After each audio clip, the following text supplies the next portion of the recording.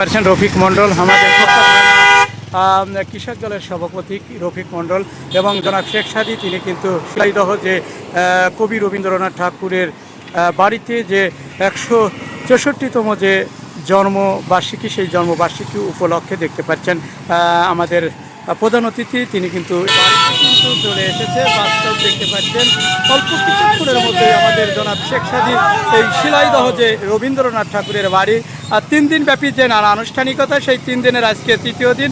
আজকে অনুষ্ঠান শেষেই কিন্তু এখানে 3 দিন সমাপ্ত হবে এবং অনুষ্ঠান শেষ হবে।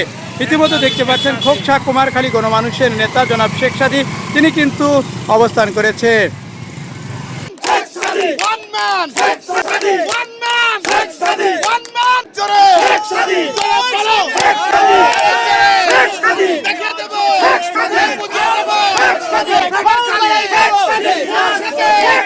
One man